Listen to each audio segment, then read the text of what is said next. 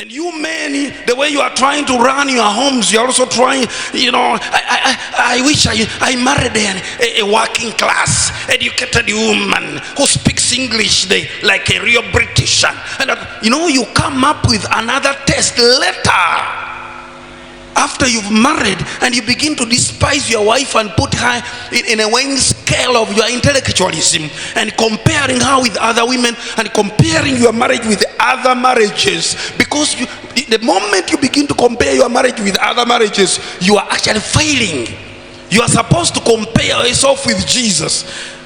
If you are a man, the only person you compare with is Jesus. If you are a woman, compare with the church. Because the Bible says the great mystery is every woman is supposed to be like the church of Christ. The relationship between Christ and the church should be how the woman behaves. But when you attach conditions, I will love him if he loves me. I will respect him if he treats me well. If he handles me like a queen, I will handle him as a king. But if he doesn't, I will also render him the equal measure. You have fallen. Let me take you back to the beginning. God makes a woman from Adam, puts her there. I don't know how many years they lived together without even the sex act. They didn't know anything about it. But they loved one another so dear. Now, can you folks tell me what made Adam and Eve to love one another? That original couple. The original couple loved one another so much. But there was no cooking of food. Like, I love my wife because she's a very good cook. What if you were Adam, for whom Eve was not cooking at that time? Why would you love her? Why do you think Adam loved Eve? She was not a good cook. She didn't have a house to mop, to sweep, to arrange the bed and so forth. They had no bed, no mattress, no bed sheet, so. Okay, he didn't buy her meat, buy me chocolate, he gives me nice birthday gift, blah blah. Okay, did Adam do that? Was even Eve born? Was there something like a birthday in that family? Adam was not born, isn't it? Neither was Eve born. They were all created.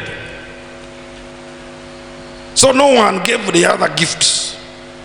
No one cooked for other. There was no washing clothes. There's no ironing clothes.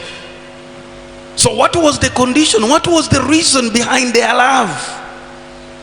That's why Jesus sends us back to that foundation and says, this is failing because they have backslidden from the beginning. They are talking of divorce, quarrels, arguments, pulls and pushes, selfish interests, tantrums, reactions, abusings. Because they are husband and the wife. In our place we pay what we call ndobola. I don't know, they call them ndobola here. In our place we also pay. And now a man will beat his chest, say, I paid my cows. Did Adam pay anything?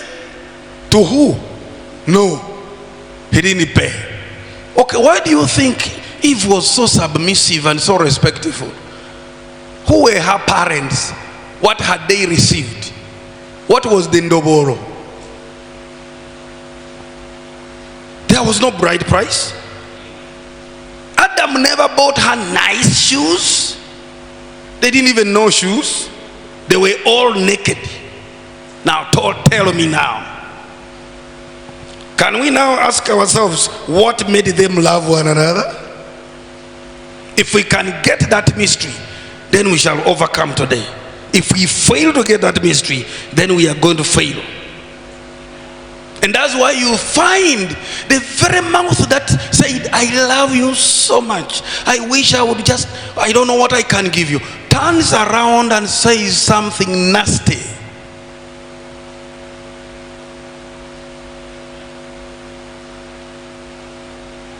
Where is that submissiveness that was in Eve, that was unconditional? Because they had two things. Man in Hebrew is called Ish, I-S-H. And a woman is called Isha, I-S-H-A. You shall be called woman, Isha, because you came out man-ish.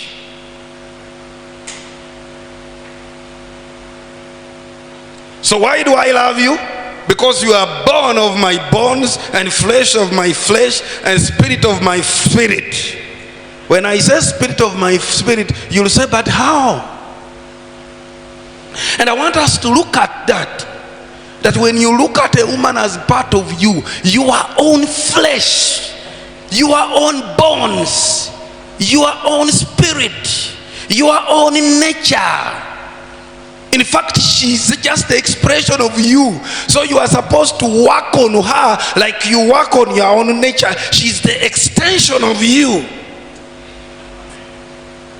So I always tell men who call their wives dogs, and I say, if you ever married a female dog, that means you are a male dog. So whatever you call your wife, a dog, a snake, a what, that's what you are. Because how on earth could a human being marry a dog?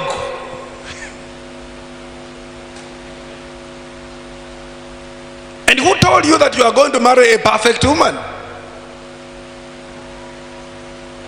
Solomon brings it out in the book of Proverbs. He says, I think Proverbs or Song of Solomon. He says, I've done counting one by one. One woman out of 1,000 upright have not found.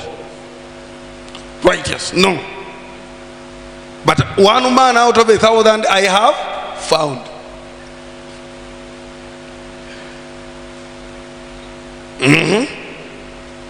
So what was Solomon telling us? If he could not get one right woman, fully packed, perfect, best woman out of 1,000, where are you going to get her? God has designed them like that. You are the one to cultivate. And sisters, when I'm talking about a man cultivating you, you should be cultivatable.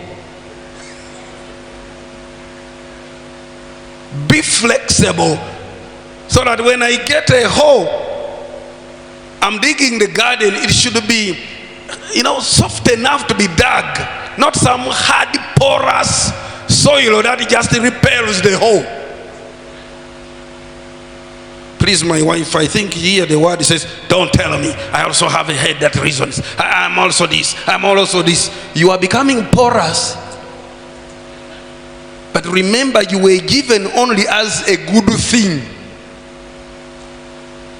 not the best.